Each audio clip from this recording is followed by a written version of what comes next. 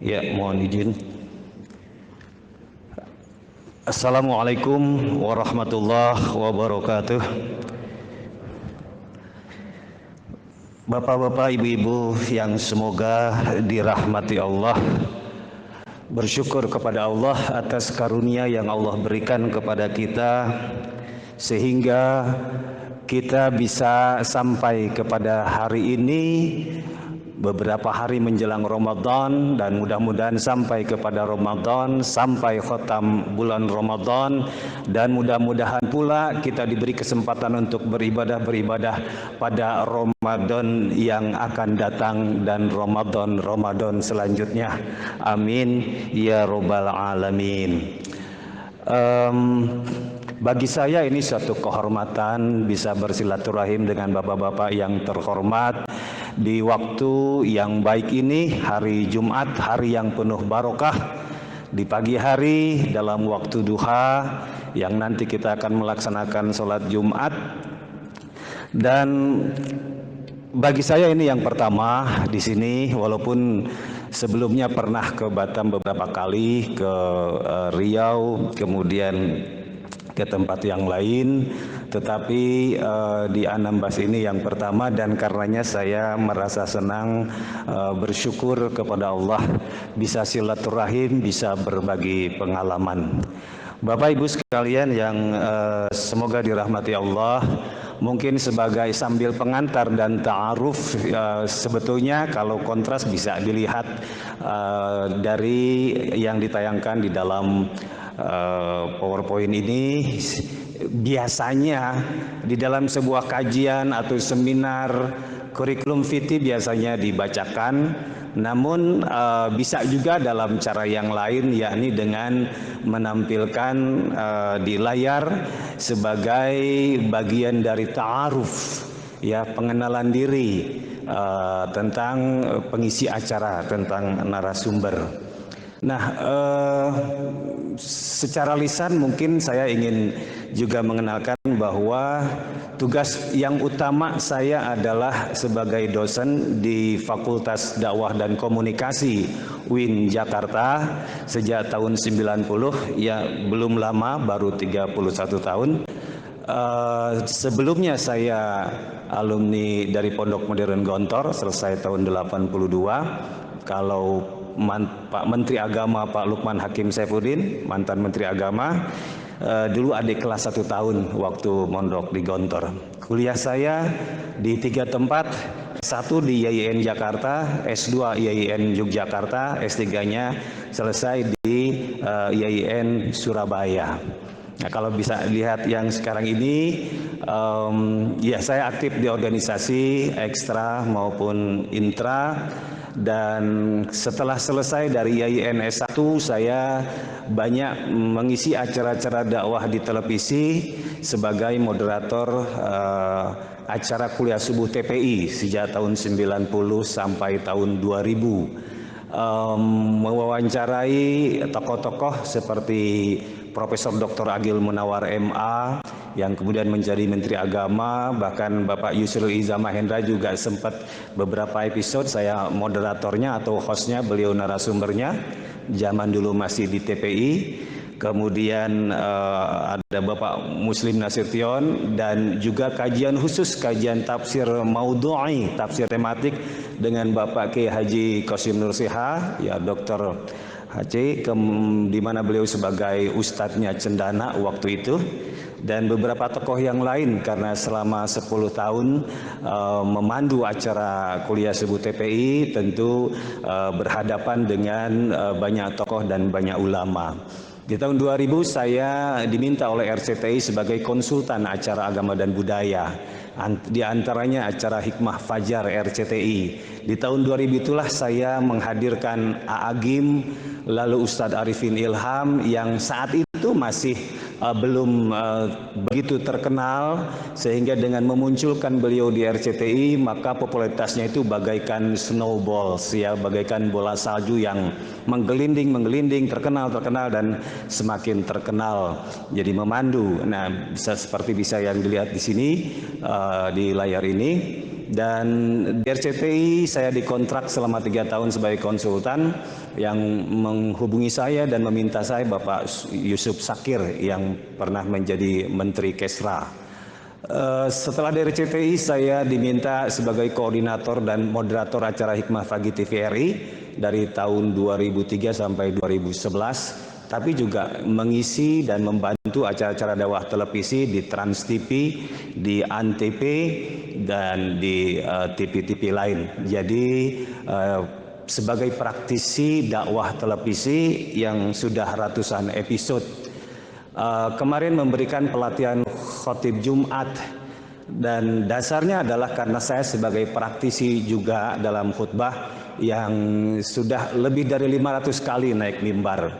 Karena sudah belasan tahun, setiap tahunnya hampir penuh jadwalnya dari 52 minggu. Jadi kalaulah 10 tahun kali 50 saja sudah 500 kali naik mimbar. Karenanya kemarin memberikan materi pelatihan khotib Jumat.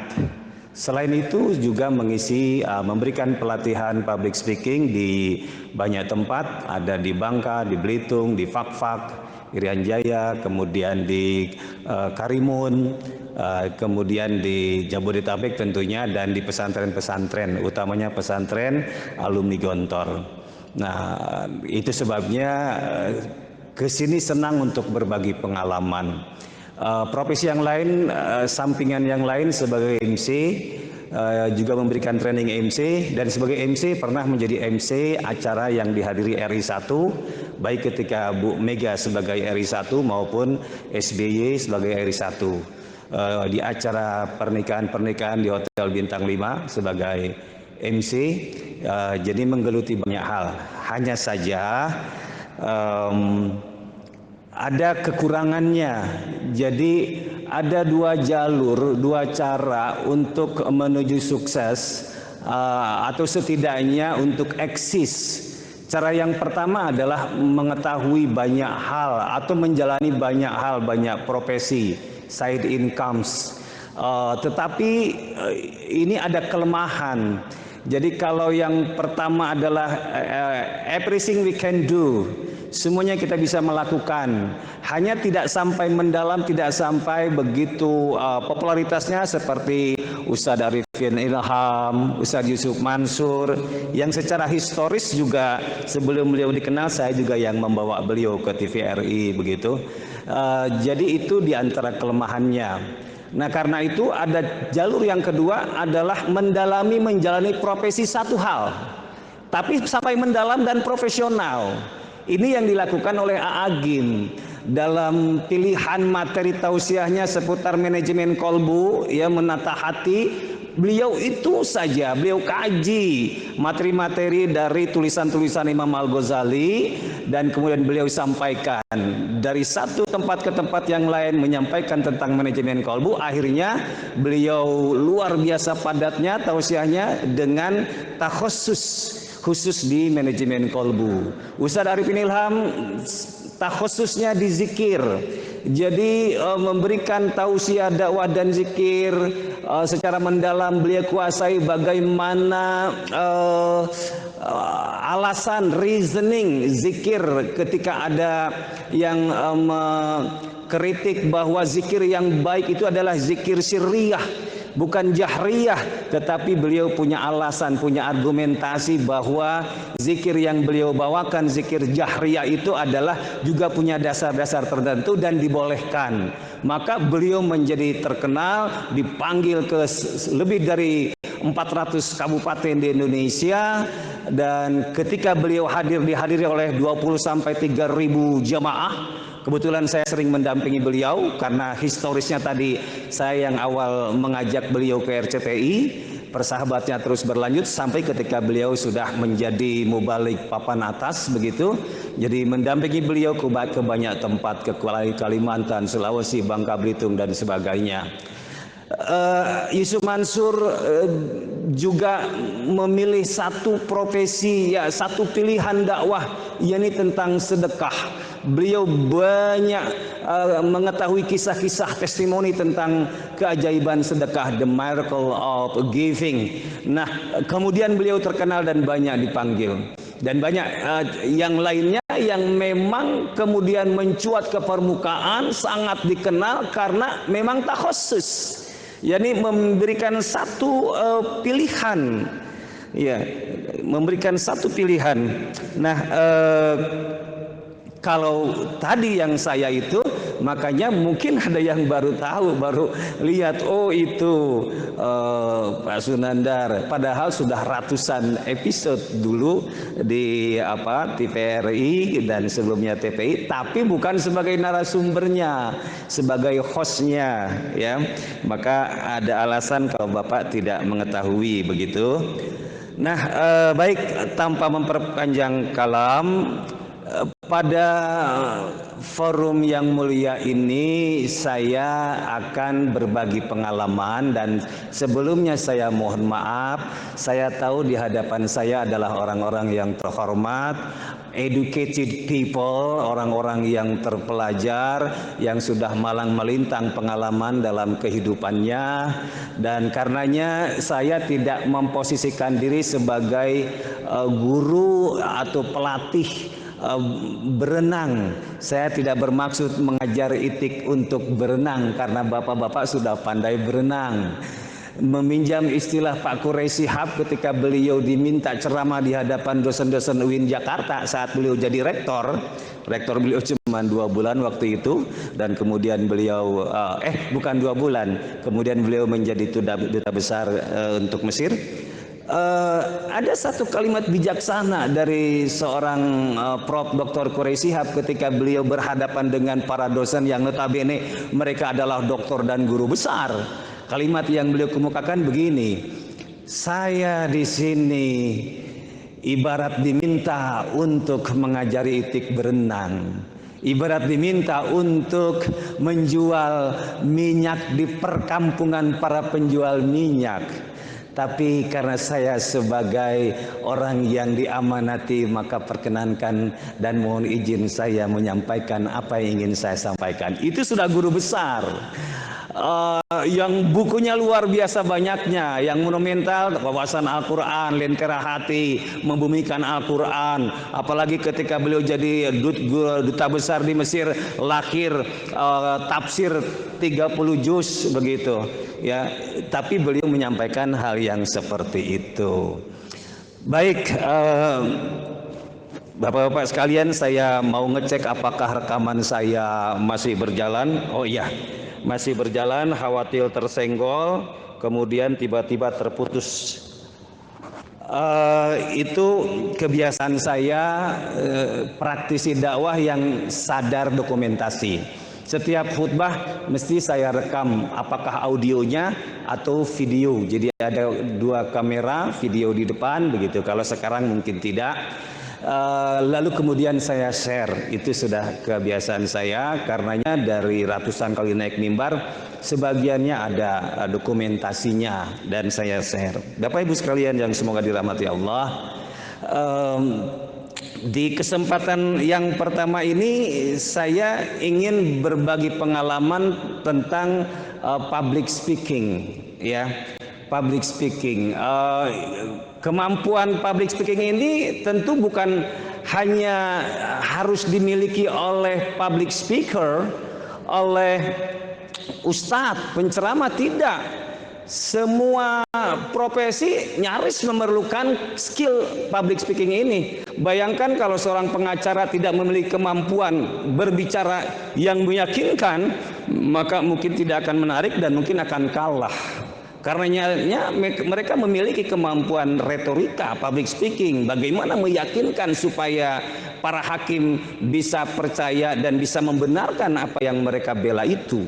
Nah, kemampuan profesi yang lain pun seperti itu memerlukan. Karena itu ini bukan hanya untuk para ustadz, ya, kemampuan public speaking ini, kemampuan untuk bertutur, ya, bukan hanya di mimbar tetapi di hadapan audiens ini. Lalu bagaimana kiat-kiat public speaking itu?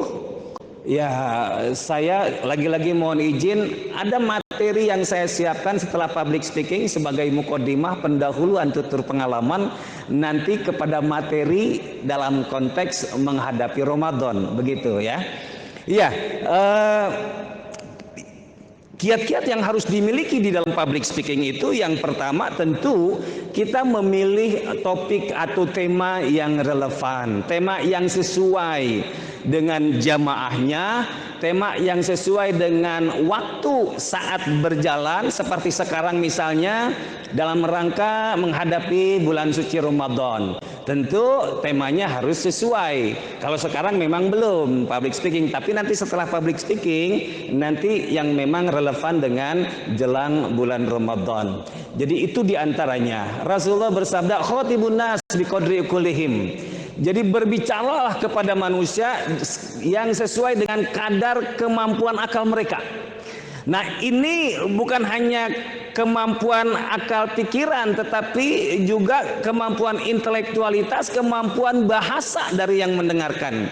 Apakah bahasa yang ilmiah atau bahasa yang awam, yang sederhana, tapi yang pasti adalah bahasa yang bisa dipahami oleh mereka yang menyimak, mereka yang menjadi audiens. Maka itu menjadi syarat kita memilih tema yang relevan. Yang kedua, kita menyusun kerangka pidato, kerangka ceramah kita, ya sebagaimana seharusnya di dalam konteks berpidato. Ada mukodimah, kemudian, dan itu harus hafal mukodimah itu. Lalu ada tema, ya tentu yang tematik sesuai dengan kondisi kekinian. Kemudian ada penjelasan tentang tema, ya kalau misalnya hijrah misalnya, lalu dijelaskan dulu tuh makna hijrah secara makaniyah, secara tempat, atau makna hijrah secara ruhaniyah, ya makna secara fisik atau secara mental. Dijelaskan dulu tuh, lalu penjelasan tentang masing-masing, lalu ada kesimpulan. Nah, itulah kerangka di dalam kita berpidato atau berceramah. Bagaimana komposisinya? Ya, komposisinya itu ketika misalnya berdurasi 30 menit, maka mungkin di dataran mukodimah, pengenalan 5 menit, isinya kemudian 20 menit, kesimpulannya 5 menit gitu. Itu fleksibel komposisi itu. Ya, tapi setidaknya ada kerangka ketika kita diminta untuk ceramah, apalagi bapak-bapak yang dari Pemda, dari Kesra, yang tentu sering berhadapan dengan masyarakat, ya. Kemudian langkah yang ketiga, pilih pembukaan yang kuat, pembukaan yang menarik. Ada satu iklan di televisi, kesan pertama begitu menggoda, selanjutnya terserah Anda. Nah, kesan pertama itu harus menarik. Ada ustadz-ustadz yang memang dia punya cara yang bagus menyampaikan kalimat-kalimat yang puitis di dalam ceramahnya itu. Kiai Haji Zainuddin MZ salah satu di antaranya. Beliau sangat pandai menyusun kalimat-kalimat yang puitis, kalimat-kalimat yang enak untuk didengar. Ya, kalau kita mukodimah ya tentu standar mukodimah kita hafalkan. Jangan sampai mukodimahnya saja kita tidak lancar atau tidak fasih. Seperti yang saya sampaikan tadi, hamdan wa syukran lillah, wassalatu wassalamu ala rasulillah, Allahumma sholli ala sayyidina Muhammad wa ala alihi wa ashabi ajmain, lalu dan seterusnya. Kalau Jadin MZ dalam bahasanya, kita bersyukur kepada Allah yang maha pengasih dan maha penyayang, dan yang kasih dan sayangnya tiada terbilang, dan seterusnya. Nah, itu kiat. Dan itu menjadi hal yang membuat jamaah kemudian tertarik untuk mendengar selanjutnya. Karena kalau di awal saya sudah tidak menarik, tidak confident penyampaiannya, maka hampir separuh sudah mulai itu tidak kurang percaya terhadap apa yang ingin disampaikan, ya. Kemudian yang keempat, pahami tujuan pidato. Apa akan kita sampaikan? Dari tahajud sampai subuh, setelah itu saya membuat persiapan ini, ya, saya coba memahami nih apa yang akan saya sampaikan. Karena saya yang membuat, maka saya paham ruh apa ingin saya sampaikan itu, substansi yang akan sampaikan saya paham. Karena saya yang membuat. Berbeda dengan punya orang, lalu ada di hadapan, lalu dibacakan. Ruhnya nggak dapet, hanya sekedar membacakan.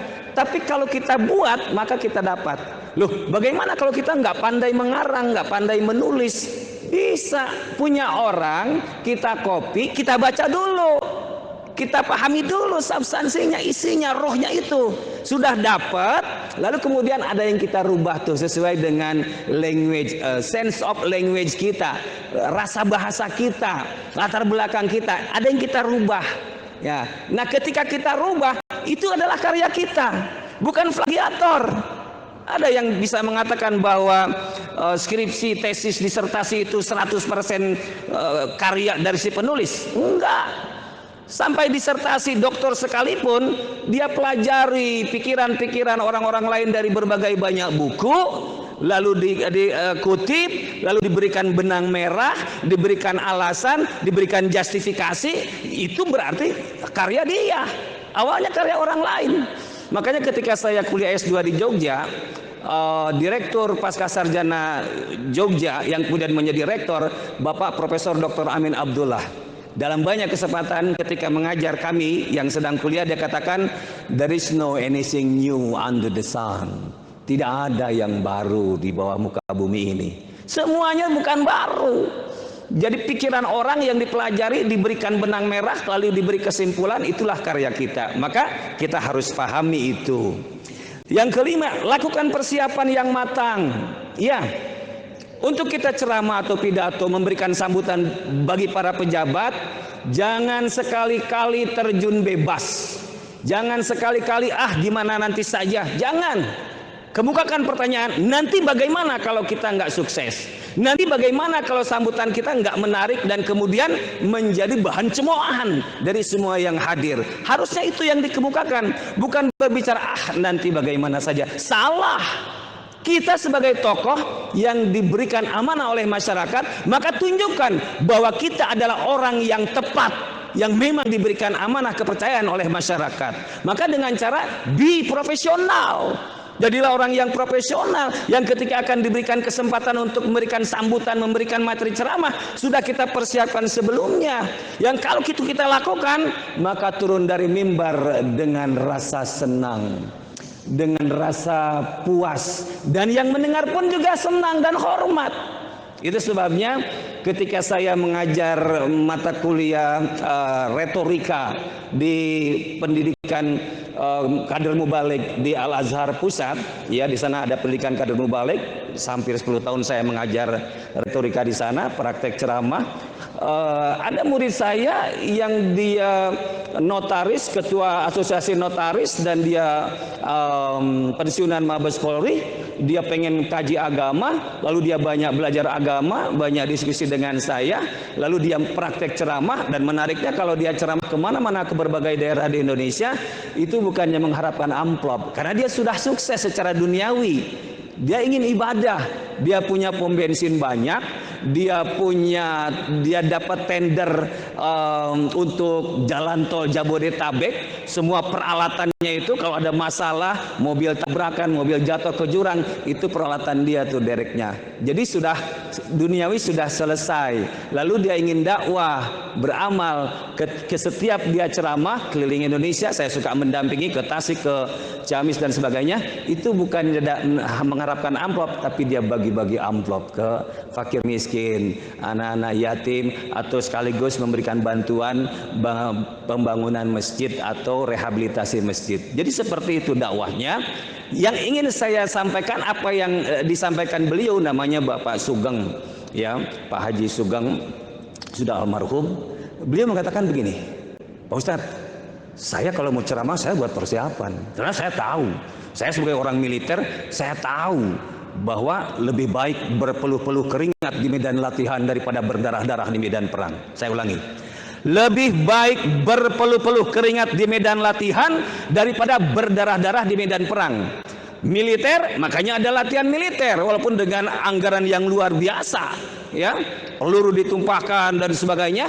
Demikian pula dalam hal ceramah atau pidato, maka lebih baik buat persiapan, pelajari, tahu substansi apa yang akan disampaikan. Ketika naik mimbar menyampaikan dengan benar, dengan baik, dengan confidence dan sebagainya, lalu pulang turun dari mimbar dengan rasa senang dan puas, jamaah pun puas.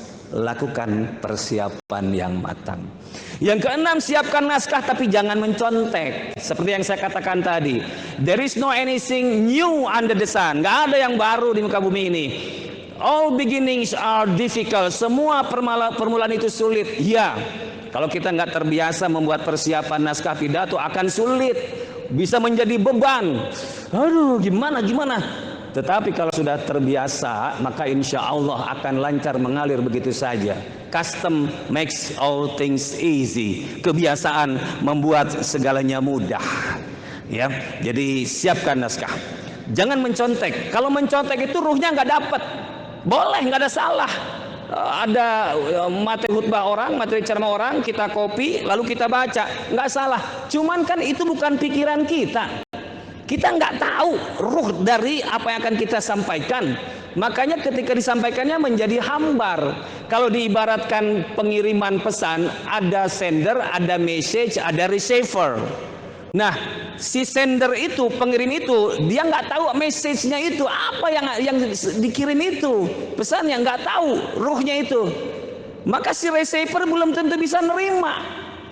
Tapi kalau dia tahu message-nya, maka begitu dikirim, receiver-nya langsung dapat begitu.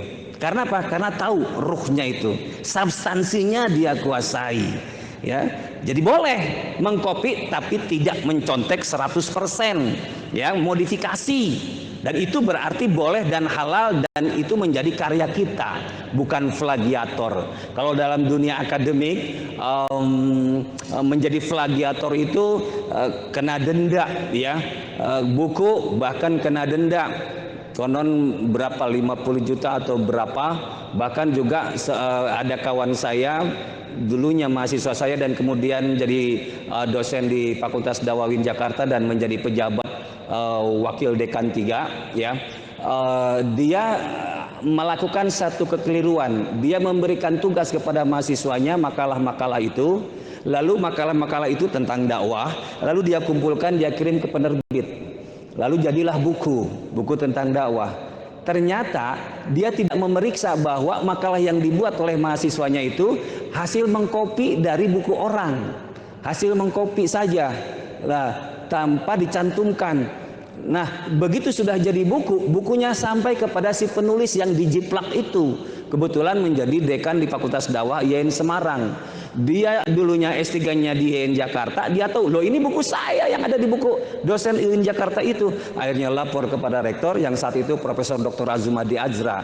Lalu kemudian dia dikirimi surat, silahkan pilih, dikeluarkan atau mundur dari jabatan. Ya, dia pilih mundur dari jabatan. Hanya karena kesalahan mengutip tulisan orang dari bukunya dan tidak dicek dahulu. Itu resikonya, ya. Jadi boleh mengcopy, tidak mencontek. Yang ketujuh, tugaskan misi Anda melalui kalimat. Jadi ada kalimat-kalimat yang sudah kita siapkan supaya sampai pesan itu. Seperti hanya sekarang saya berdiri, Pak Akmal sudah memberikan masukan tadi malam. Tadi malam saya memberikan juga ceramah dan muhasabah di surau beliau, surau Al-Mukhlisin, Kampung Baru. Setelah selesai acara, beliau memberikan masukan, Pak Ustadz, kan akan menjelang Ramadan. Jadi selain tutur pengalaman pidato, nanti masuk yang ke bagaimana kita menyiapkan diri ibadah di bulan Ramadan. Oh siap, saya siapkan tuh. Tadi habis subuh materinya itu. Begitu. Ya, jadi ada misi dari materi kita. Lalu banyak latihan. Harus banyak latihan. Coba Anda lihat pemain sepak bola profesional, kalau nggak latihan tentu kaku, tentu tidak luas ya dalam menggiring bolanya itu. Mereka latihan walaupun sudah profesional. Sekali Maradona dulu pun juga latihan terus, begitu. Ya, zamannya Ruud Gullit, Van Basten. Ya, kalau sekarang misi dan sebagainya. Jadi mereka terus tetap banyak latihan. Pemain badminton kita Susi Susanti latihannya konon 8 jam dalam sehari itu.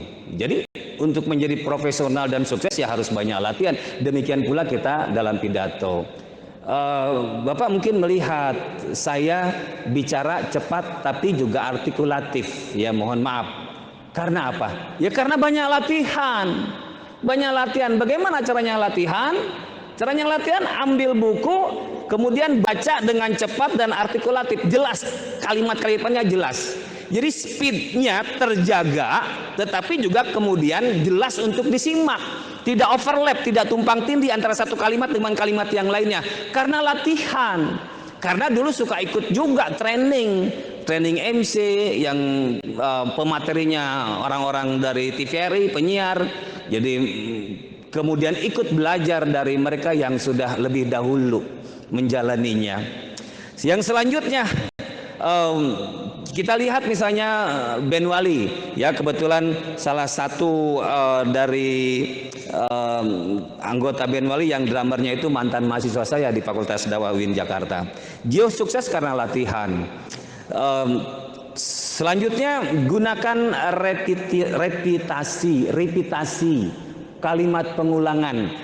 Dalam bahasa lisan, kalimat pengulangan itu menjadi menarik, enak untuk didengar.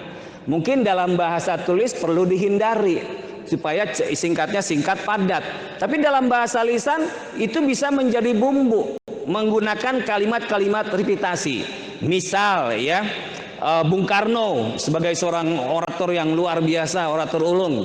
Dalam kesempatan beliau menyampaikan begini. Siapa berani berkata bahwa Gandhi tidak pernah bersalah? Beliau pernah bersalah. Siapa berani berkata bahwa Mussolini tidak pernah bersalah? Beliau pernah bersalah. Siapa berani berkata bahwa John F. Kennedy tidak pernah bersalah? Beliau pernah bersalah. Siapa berani berkata bahwa Mao Zedong tidak pernah bersalah? Beliau pernah bersalah. Siapa berani berkata bahwa Bung Karno tidak pernah bersalah? Saya pernah bersalah. Tapi Nabi Muhammad SAW tidak pernah bersalah. Nah, itu gaya Bung Karno. Ada repetisi, pengulangan-pengulangan, lalu ada penegasan. Sampai pesannya tuh untuk mengatakan bahwa Nabi Muhammad adalah Nabi yang sempurna. Misinya itu menggunakan kalimat pengulangan. Walaupun itu tidak benar sepenuhnya karena Nabi Muhammad sebagai manusia pernah juga melakukan kesalahan. Pernah khilaf. Contoh yang lain ya tentang pidato Bung Karno. Ya nanti mungkin saya sampaikan di alasan yang lain. Saudari Penilam seorang retorik yang luar biasa. Yang ke-10, kembangkan antusiasme terhadap topik. Ada antusias, ada keinginan, eager, ya. Jadi keinginan yang kuat untuk mengembangkan topik kita. Tentang apa? Karena itu tadi ketika kita mencoba mengcopy dari pikiran orang, tulisan orang lain, di situ kita pelajari lalu kita kembangkan.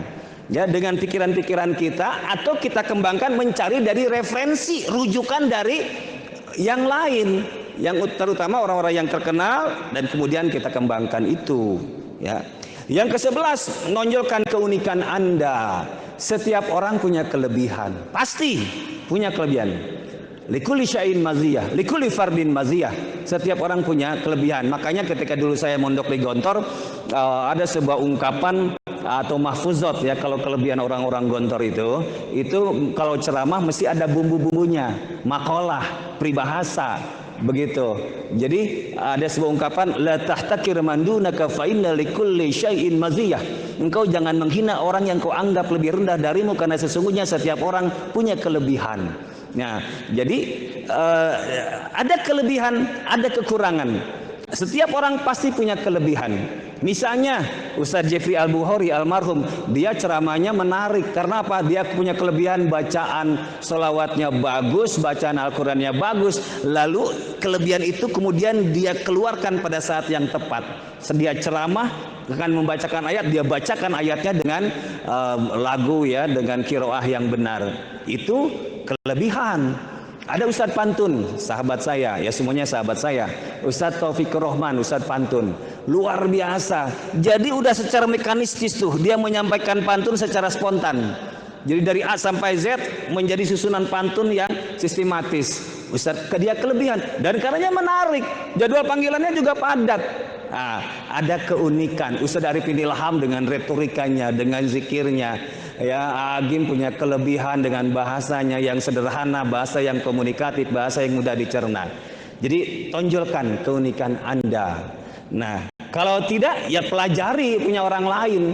Misalnya Jimmy, dia nggak punya dari diri sendiri, dia imitasi Agim dan kemudian jadilah dia juga laris begitu.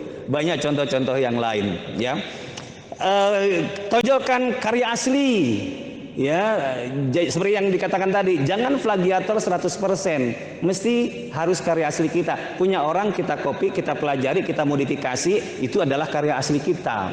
Kalau orang suka banyak baca, ya, itu seperti Cak Nun, M. Ainun Najib. Ainun Najib itu karena dia banyak baca, banyak nulis, sehingga dia menjadi orang yang berwawasan luas. Setiap kali dia ceramah atau tausiah, itu mengalir tuh secara spontan materi-materi yang menarik untuk disimak.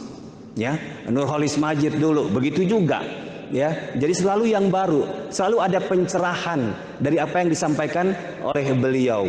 Ya, dan artinya memang itu karena harus kita punya karya asli kita. Dalam tadi ta'aruf ada buku-buku yang ditampil, ya, diantaranya seperti ini, buku Tobat, Zikir dan Muhasabah karya saya dengan Ustadz Arifin Ilham, ada hampir 500 halaman, dicetak 2000 langsung habis, ya, cepat habisnya itu. Ya, kemudian kondisikan interval atau selingan. Loh, gimana maksudnya? Seperti sekarang ini kan serius nih. Saya bicara terus sampai poin 12. Ini ada sampai lebih dari 30 poin nih. Baru mukadimah, baru public speaking. Makanya saya coba percepat dan saya berusaha untuk tidak terlalu panjang lebar mengulasnya. Ketika sedang serius, ada interval, ada jeda. Kalau saya mengikuti Ustadz Arifin Ilham, ya. Jadi di tengah-tengah itu interval. Yuk kita selingi supaya tidak serius terus, kita membaca tasbih, kita kirim pahala untuk Ustadz Arifin Ilham. Subhanallah walhamdulillah wala ilaha illallah wallahu akbar, atau sholawatnya. Iya, jadi ada tuh, ya, ada upaya selingan. Kalau di gaya Betawi itu bu, ngantuk ya. Nah, itu sebetulnya juga sebagai selingan untuk memancing supaya ada dialog gitu. Ya, ada macam-macam lah caranya. Temukan dan sisipkan materi baru. Harus. Jangan sampai kita berpidato, berceramah, menyampaikan materi yang sama dari waktu-waktu itu saja. Bicara tentang sabar dan syukur itu saja, tidak ada pengembangan daripada penjelasannya itu. Ya, dalilnya itu lagi, penjelasannya itu lagi. Tidak, harus ada yang baru. Boleh tema yang sama, sabar dan, tapi ada pengembangan. Karena bicara sabar dan syukur itu luas dan kasus-kasusnya tentu berbeda-beda. Maka harus ada disisipkan materi baru. Karena itu perlu lagi ada persiapan. Lengkapi materi dengan data-data yang akurat. Saya punya jadwal khutbah di Menkumham. Ya, waktu Pak Prof Muladi jadi menteri, ya, Menkumham, ketika setelah saya khutbah Jumat, lalu DKM-nya ngobrol dengan saya dan cerita, Pak Ustadz, dulu ada khotib di sini. Pas kebetulan Pak Menteri ada ikut Jumatan. Si khotib itu menyampaikan data-data yang diragukan. Begitu selesai khutbah, dipanggil tuh sama Pak Prof Muladi, Pak Menteri, Lalu ditanya, betul nggak data yang kamu sampaikan tadi? Seperti itu. Jadi harus akurat. Saya beberapa kali membahas tentang virus corona ya, sejak dulu awal di Wuhan. Itu mesti saya riset dulu di Google tentang data-data siapa yang mati, siapa yang kena corona, sakit, siapa yang sembuh. Itu mesti saya data dulu, saya pastikan dicek di Google supaya tidak keliru menyampaikan materi yang terkait dengan data-data itu. Manfaatkan kutipan sebagai jendela kebijaksanaan. Jadi kalau hanya sekedar bicara sabar, syukur, hijrah, jihad, iman, ya tentu itu flat, tidak menarik. Maka harus ada kutipan-kutipan. Ya, seperti tadi yang saya sampaikan, di antara kelebihan orang Gontor itu, dia punya makalah-makalah. Istilahnya kalau di sana namanya mahfuzat, hafalan-hafalan. Itu menjadi bumbu dari ceramahnya, dari khutbahnya begitu.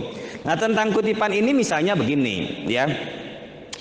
Kebetulan saya sangat kenal baik dengan Haja Marisa Haque, ya, karena dulu dia menjadi salah satu presenter dari program acara kuliah subuh TPI yang saya sebagai koordinatornya. Maka tidak mungkin saya setiap hari menjadi presenter mengisi acara. Tentu saya minta Asri Ipo, saya minta Marisa Haque untuk menjadi host, ya, dari kalangan artis, dan saya memberikan naskah dialognya. Nah, karena berteman baik, saat Marisa mau S2 ke Amerika di Ohio University, setelah selesai dia dari Amerika, dia memberikan oleh-oleh kenang-kenangan saya buku, ya, agak tebal bukunya. Ketika saya baca, saya buka, itu ada hal yang menarik dalam konteks bicara tentang hukum. Jadi di dalam buku itu dijelaskan ada seorang duta besar asal Peru yang bernama Victor Belondi. Di dalam satu forum di hadapan para duta besar di PBB, dia menyampaikan satu statement yang cukup menggelitik tentang hukum. Dia katakan begini, when there is a problem between two small countries, the problem disappears. When there is a problem between a small country and a big country, the little country disappear. When there is a problem between two big countries, the United Nation disappear. Artinya, ketika ada masalah antara negara kecil dan negara besar, negara kecil menghilang. Malum, ya. Yang kedua, yang pertama, ketika ada masalah antara dua negara kecil, masalah menghilang. Wong cilik cenderung nggak mau memperpanjang masalah. Udahlah, maaf-maafan saja, selesai. Yang kedua, ketika ada masalah antara negara kecil dan negara besar, negara kecil menghilang. Hukum rimba berlaku, di mana yang kuat, yang berkuasa selalu memenangkan perseteruan. Ya, walaupun yang lemah itu di pihak yang benar, tapi selalu dikalahkan, tanda kutip, bukan kalah, dikalahkan oleh sistem, dikalahkan oleh aparat dan sebagainya. Ya, hukum rimba berlaku. Lalu yang ketiga, when there is a problem between two big countries, the United Nation disappear. Ketika ada masalah antara dua negara besar, PBB menghilang. Dulu kita ada perseteruan antara cecak dan buaya, kan? Ya, jadi undang-undang tidak diindahkan ketika orang-orang besar itu yang berseteru. Nah, ini kan menarik dalam konteks penerapan hukum di era kekinian. Itu kita pelajari tuh, kita hafalkan, kita pahami, kita sampaikan pada saat yang tepat sebagai kutipan. Menyampaikannya tidak terbata-bata, menunjukkan kita paham dengan apa yang kita sampaikan, apa yang kita kutip itu. Maka ketika kita menyampaikannya, kita menyampaikan dengan confidence. Bapak Ibu sekalian, kalau kita bicara tentang hukum, tentang mafia hukum, saya teringat tentang seorang tokoh dari Peru, seorang duta besar asal Peru yang bernama Victor Belondi. Dalam satu forum di hadapan para duta besar PBB, dia menyampaikan satu statement yang menarik. Dia katakan begini, when there is a problem between two small countries, the problem disappears. When there is a problem between a small country and a big country, the little country disappears. When there is a problem between two big countries, the United Nation disappears. Enak untuk didengar, tidak ada salah, tidak ada cacat. Ya tentu dipelajari dulu, dihafalkan dahulu, ya. Jadi kutipan yang pas, kutipan yang menarik. Langkah ke-17, manfaatkan humor. Ya, kebetulan dalam dunia dakwah ada, kalau dalam lagu ada genre pop, dangdut, ya, rock. Dalam dakwah pun ada yang humor, ada yang serius, ya, seperti kayak Prof Quraisy Shihab begitu. Tidak ada humornya tetapi tetap menarik dan disukai begitu. Jadi terserah, itu adalah pilihan. Life is a matter of choice. Hidup itu adalah perkara pilihan, ya. Nah, tapi kalau bisa lebih baik tentunya. Ya, karena zaman sekarang hidup mudah stres, banyak persoalan hidup, adanya corona, kesulitan hidup semakin memuncak, maka dibutuhkan adanya humor, adanya refreshing bagi masyarakat. Maka tentu bijaksana adanya ketika dalam ceramah pidato kita ada diselipkan unsur humornya. Tetapi tidak maksimal humor itu, jangan sampai keberadaan humornya itu sampai 80%, substansi dakwahnya hanya 20%, jangan, ya. 70-30 itu masih bagus komposisinya, 70 dakwahnya, 30 humornya. Ini tidak dilakukan oleh Dasat Latif. Dia sebagai pakar komunikasi, ketika saya berhadapan dengan beliau dan dialog ketika di acara yang sama, waktu itu ada acara standarisasi dari MUI. Saya ikut angkatan yang ketiga karena pesertanya itu adalah mereka-mereka yang aktif di dakwah di televisi. Nah, itu angkatan ketiga standarisasi dari MUI. Nah, Dasat Latif diantaranya hadir, ya, Maulana hadir, Ustadz Maulana. Saya dialog, Ustadz, dakwah antum kok menarik, Ustaz, ya. Itu viewersnya, YouTube-nya luar biasa, Ustaz. Iyalah, saya dapat puluhan juta dari situ. Dia bilang begitu, ya. Saya memilih cara saya. Bagi saya 60% humornya itu, lucunya, 40% isi. Kenapa? Ya zaman sekarang zaman sulit kok, banyak orang yang stres. Udah saya pilih pilihan itu. Makanya selalu dia disebutnya sebagai dai yang lucu tapi educated, ilmiah, ya, karena dia doktor, dia PhD. Begitu, sudah diundang kemana-mana, ya. Jadi rankingnya itu dulu ada Ustadz Arifin Ilham yang setiap undangannya penuh, banyak, setiap acara ribuan jamaah sampai 30 ribuan jamaah. Lalu Ustadz Abdul Somad belakangan menyusul, Ustadz Abdul Latif, ya, dari Sulawesi. Nah, dia memilih humor 60%. Nah, itu pilihan. Life is a matter of choice. Kalau punya kemampuan seperti Dasat Latif, why not? Bahkan dia, kehebatan dia itu, dia bisa menyerang polisi di hadapan para jamaah polisi. Luar biasa, ya. Jadi polisi tidak marah, justru malah dia senang tertawa-tawa. Nah, itu satu bakat yang tidak dimiliki oleh banyak orang, kemampuan seperti Dasat Latif. Tapi itu mungkin bisa diasah juga, bisa dipelajari, ya. Kembangkan kode etik humor. Sudah, buatlah statement, kalimat atau sikap yang menjadi ciri khas, ya, seperti Dasat Latif, seperti Agim, seperti Ustadz Arifin Ilham dan yang lain. Buatlah statement atau yang ciri khas. Sudah, kemukakan cerita Anda sendiri. Salah satu strategi di dalam ceramah, pidato atau sambutan pejabat itu boleh menceritakan tentang pengalaman sendiri yang dikemas dengan cara yang apik gitu. Boleh, itu akan lebih menarik. Apalagi kalau yang menyampaikannya pejabat, masyarakat jadi antusias untuk menyimaknya. Nah, itu menjadi satu pilihan atau cara yang bijak. Yang ke-21, kendalikan gangguan. Loh, bagaimana mengendalikan gangguan? Kuasai materi kita. Kalau materi sudah kita kuasai, maka tidak akan ada gangguan yang bisa mengganggu ceramah kita, pidato kita. Sudah fokus. Ada selingan, ada yang nangis, anak-anak, tidak ada masalah.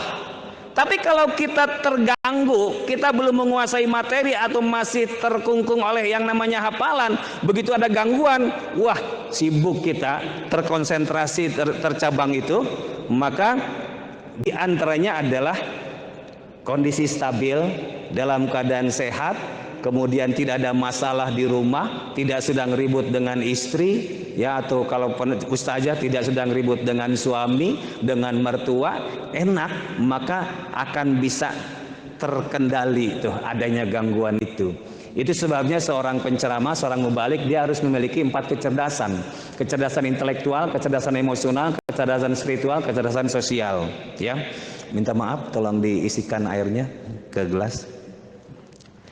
Iya, anggaplah berbicara dengan teman. Maksudnya begini, kita nggak boleh grogi ketika kita diminta sambutan, misalnya ke kepala Kesra, lalu ada bupati, lalu kemudian ada dari kementerian, ya, ada tokoh masyarakat. Nah, jangan sampai kita merasa grogi karena ada yang lebih tinggi jabatannya. Ini maksudnya. Jadi ketika kita diberi kesempatan, Bapak Ibu sekalian, mic ini sepenuhnya hak kita. 100% kita yang memiliki otoritas kita untuk berbicara. Yang di depan siapapun mereka, para pejabat tinggi sekalipun, mereka datang dan duduk, mereka siap untuk mendengarkan apa yang disampaikan oleh mereka yang sedang pegang mic itu. Kita berkuasa penuh dengan mic itu. Maka nggak usah peduli dengan siapapun yang ada di depan, anggap sebagai teman. Nah, itu maksudnya, ya. Orang Indonesia jangan dikasih mic, kan begitu ya. Nah, itu kalau dalam forum-forum diskusi, karena dia memang senang suka berbicara. Tetapi di dalam satu forum di mana ada single speaker, satu mic, maka dia penguasa tunggal terhadap mic itu. Tinggal bagaimana menjadikan mic ini, mau dibuat apa? Mau dibuat menyampaikan sesuatu yang lancar, yang fasih, yang ada isinya, ada referensinya atau tidak. Ketika itu terpenuhi, siapapun akan mengangguk-angguk.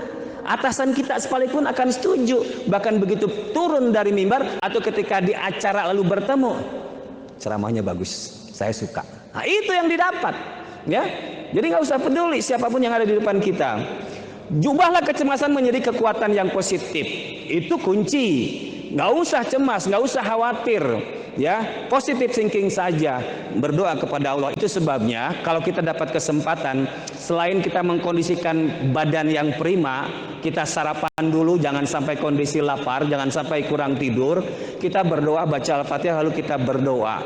Ada kekuatan positif di dalam diri kita, maka akan sukses kita menyampaikannya itu. Yang kedua, taklukkan audiens Anda. Harus. Jadi harus punya niat, strong desire, al-iroda al-qawiyah, kemauan yang keras untuk bisa menaklukkan audiens. Tidak ribut, tidak ngobrol. Ya kalaupun misalnya buka handphone, ya itu hak lah, asal tidak bunyi, tidak bicara. Begitu. Tetapi juga mungkin juga ada sebuah kesalahan. Ya itu tergantung niat lah. Hadir di sini kalau hanya buka-buka handphone, lihat WhatsApp, lihat Facebook, ya nggak dapat apa-apa. Hanya dapat duduk doang begitu. Tapi kalau sudah niat, malaikat catat tuh, duduk di situ, ada orang bicara, duduk memperhatikan, berarti menghargai, menghormati orang yang bicara. Apalagi yang bicaranya diundang jauh oleh Pak Akmal dari Jakarta, 2 kali naik pesawat, naik ferry begitu, lalu sampai di sini duduk, lalu dicuekin, ya, badannya ada, pikirannya nggak ada di sini, sungguh sayang.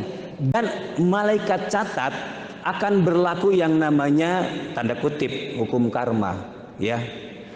Kalau Anda ingin dihormati oleh orang lain, maka mulai dari dirimu menghormati orang lain ketika orang lain sedang berbicara.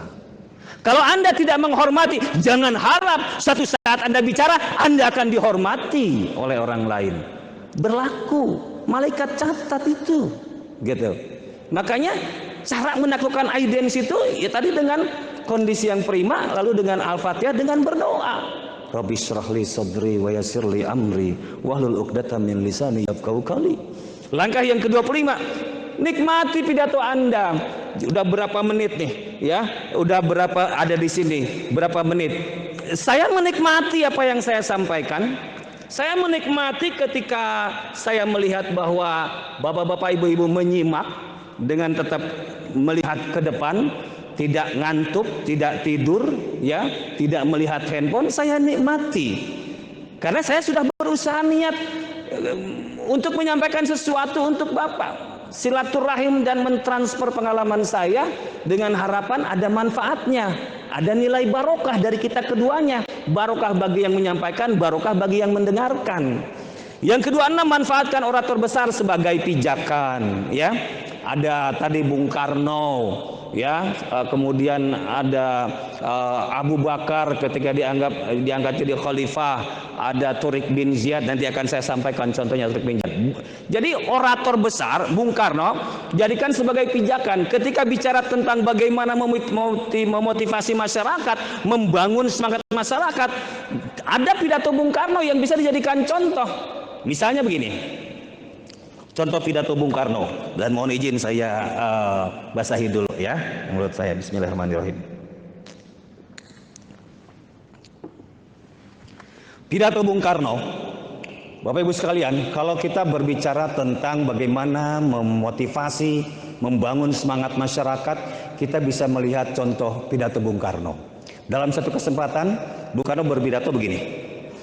Kemarin aku baca kitab Ramayana, saudara-saudara. Ramayana. Di dalam kitab Ramayana itu ada disebut satu negeri, namanya Uttarakuru.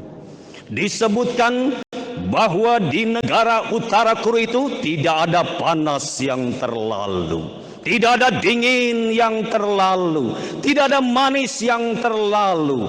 Segalanya itu adem, tentram, senang. Ora ono panas, ora ono adem, tidak ada gelap, tidak ada terang benderang. Segalanya itu adem, tentram. Saudara, di dalam kitab Ramayana ini dikatakan negeri yang begini tidak bisa menjadi negeri yang besar, sebab tidak ada up and down, no up and down, perjuangan tidak ada. Segalanya itu adem, tentrem. Apakah kalian ingin memiliki negara yang demikian, saudara-saudara? Tidak. Kita tidak ingin memiliki negara yang demikian. Dan seterusnya. Saya lancar, saya hafalkan dulu Pak, saya persiapkan dulu. Tapi kan enak kan, tertarik. Nah, ketika saya menyampaikan pidato ini membangun semangat masyarakat, itu menjadi tepat berpijak kepada orator besar, ya, Bung Karno. Langkah yang ke-27, libatkan audiens satu persatu. Kalau gaya Betawi atau gaya Arifin Ilham diselingan. Ya, sekarang saya akan mengajak. Ya, terlalu serius saya menyampaikan sampai jet. Mari kita selingi sama-sama. Bapak hanya mendengarkan sekarang agar juga terbukalah, gitu ya. Mulutnya sama-sama kita melafalkan, kita sholawat, kirim pahala untuk Ustaz Arifin Ilham ya. Ya Nabi salam alaika,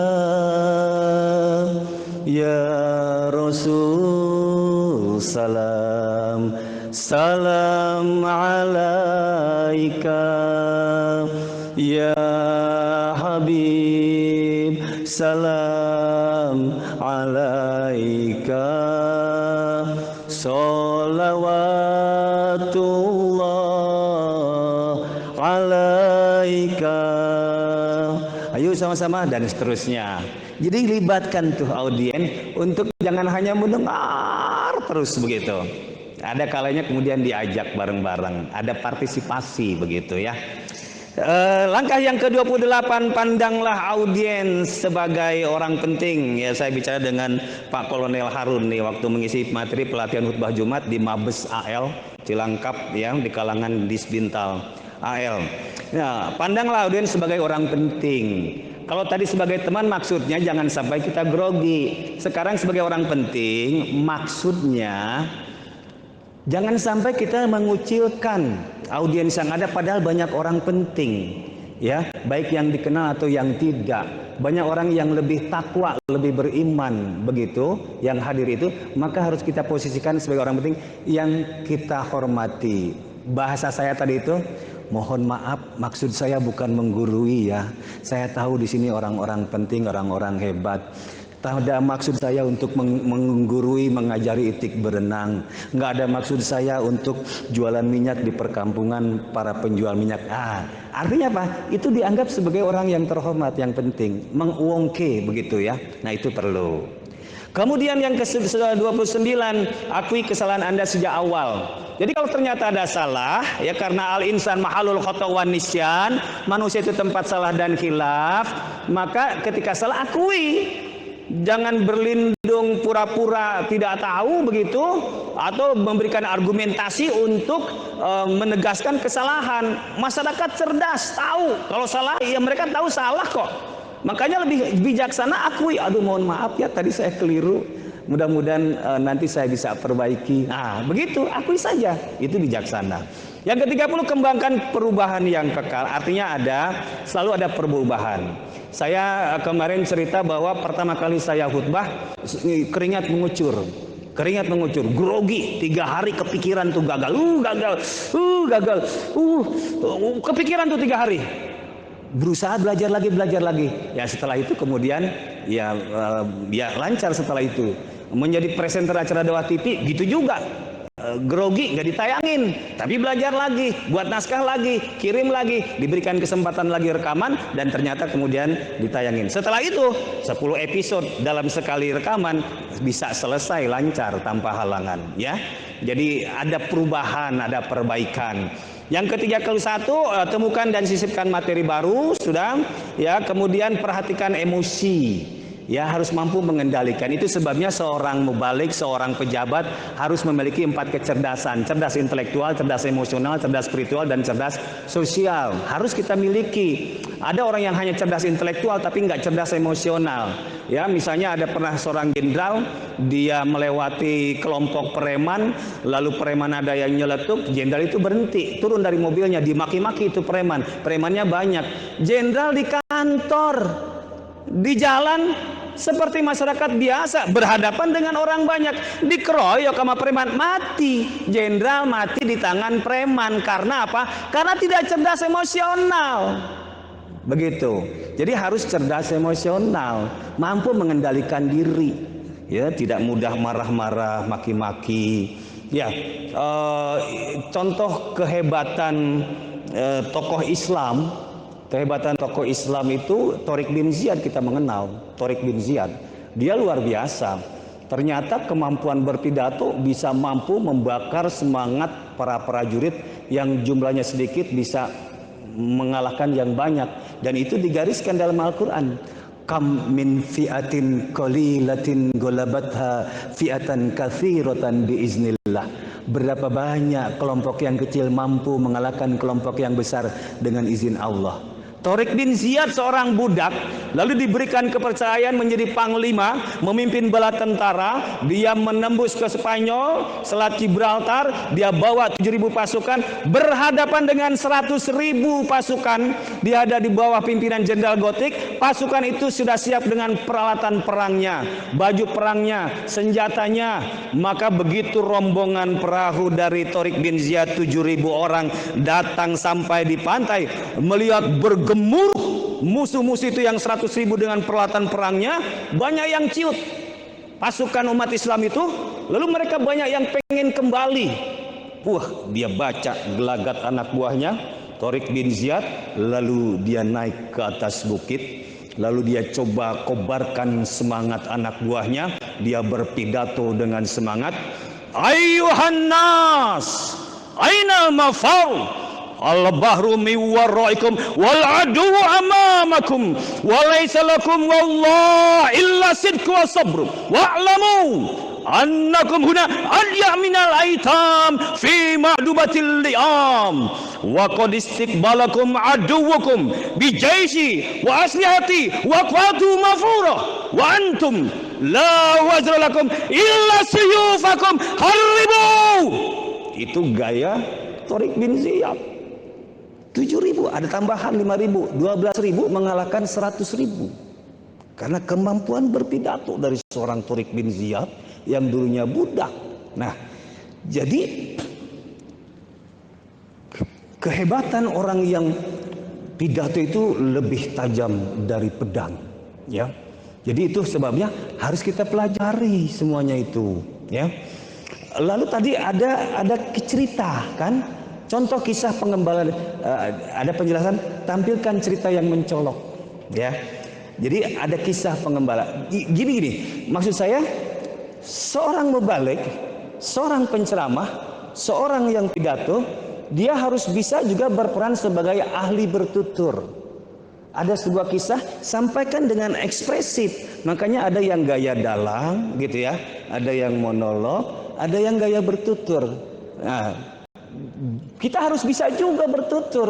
Misalnya begini, waktu dulu saya di Gotor, itu ada pelajaran namanya mutolaah. Judulnya Azzibu. Azzibu itu artinya serigala.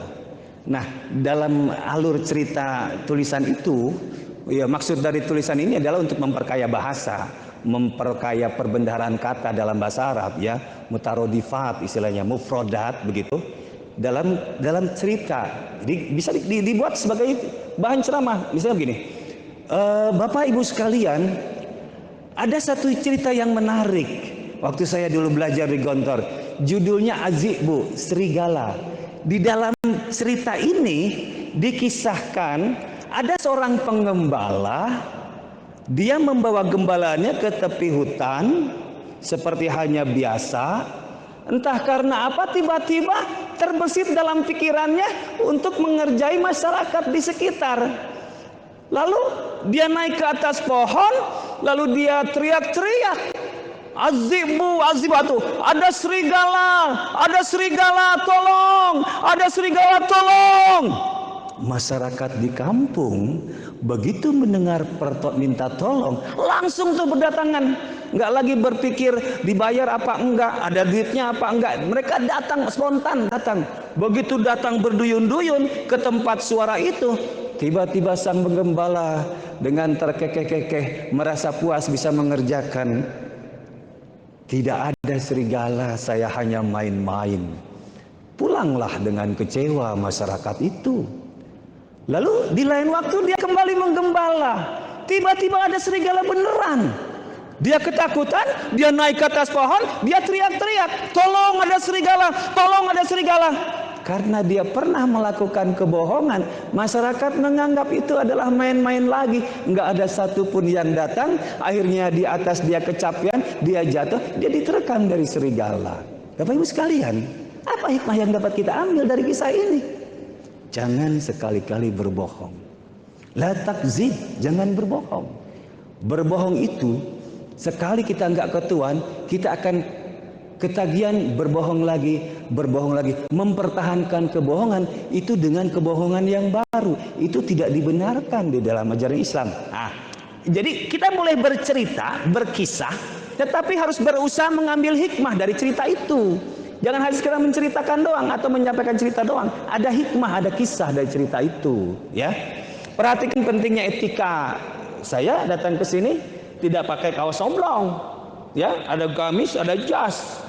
Artinya pakai etika yang memang sesuai dengan tugas saya di sini, memberikan materi, ya, sesuai yang nanti juga khutbah Jumat. Jadi ada etika. Saya tadi salaman dulu dengan para pejabat Kesra, saya mohon izin. Etika, tidak asal nyelonong kemudian gaya kayak siapa itu yang kalah oleh Habib Nurmagomedov? Siapa? UFC?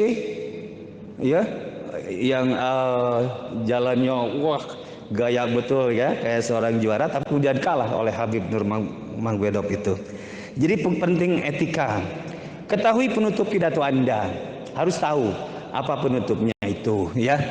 Ya, jadi Bapak Ibu sekalian,